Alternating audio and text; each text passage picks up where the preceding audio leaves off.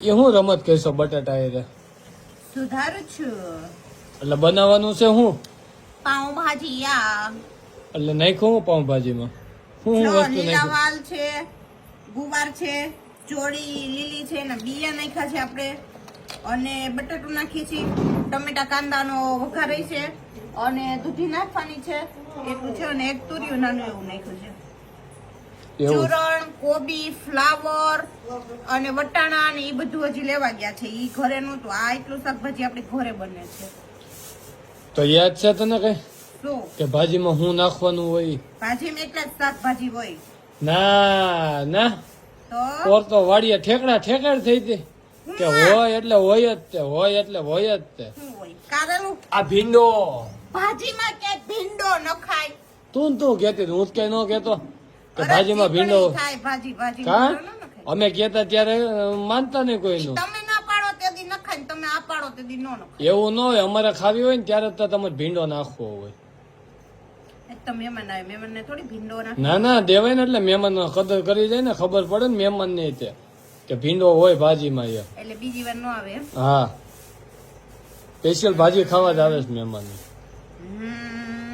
તો હવે આ વસ્તુ બધી રહી ને એને આખું બટાટું નાખ દે ને એટલે એમાં બફાઈ જાય ને, પછી ખાલી આમ સૂંદો કરી નાખ ને એ ગ્રેવી જ કરવાનું હોય બટાટાનું.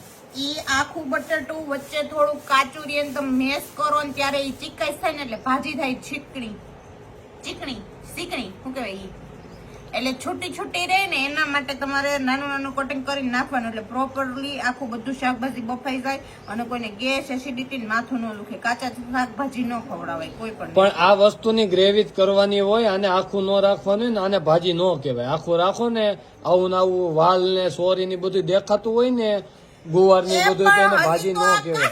આને પાકવા તો જો બાફવા મૂકવું એમ તો કહું.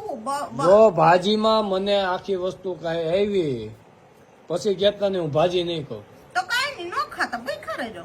હા, ભૂખ્યું રહેવાનું અમારે. તમે રહ્યો ને ભૂખા. ઓલું શું છે બે લાકડા જેવું, ઈ તો દૂધ દે. કેટલીક થાય છે? બહુ દૂધ જીવ થાય અહીંયા તો. મારે તો બહુ થાય. તો હલવો બનાવો, હલવો.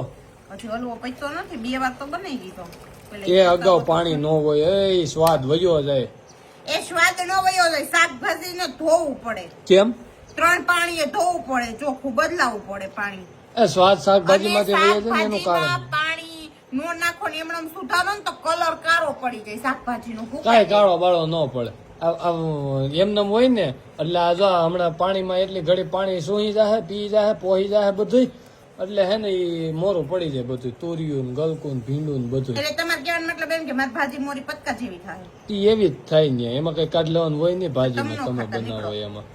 મારે તો મમ્મી નાથની ભાજી ખાવી છે, એના બહુ બધા વખાણ કરે. ભાજી એટલે ભાજી બનાવે છે. એટલે શીખવાડ્યું કોને? મિયા. એટલે ઈ તારી માં હે કે તું એની માં છો? ઈ તમારે જે નક્કી કરવું હોય, બાકી ભાજી એને મેં શીખવાડી. એટલે હવે કોઈ દી કહેતી ને એને શીખવાડ્યું એમ? મેં શીખવાડી. ખબર કઈ હોય નહીં ને. તમને બધી ખબર હોય.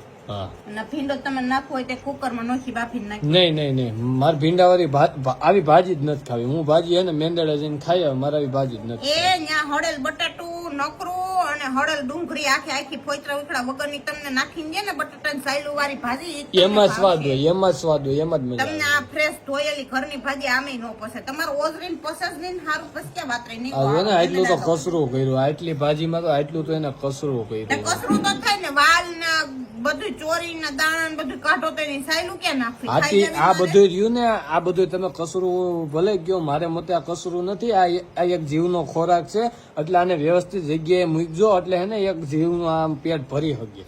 ના તમે જ ખાઈ જાવ ને, તમારે ભાજી ખાવી નથી, તમે એક જીવ જ છો ને. તો તું ખાઈ લે ને, તારે શું ભાજી ખાવાનો ટટો છે એટલો બધો? મારે ભીંડા વાળી ભાજી જોઈએ, આપડે ભાજી નહીં હાલે. ઓકે, કહી દઉં. કુકર પેલું બાફી હોય છે ભીંડો નાખીને.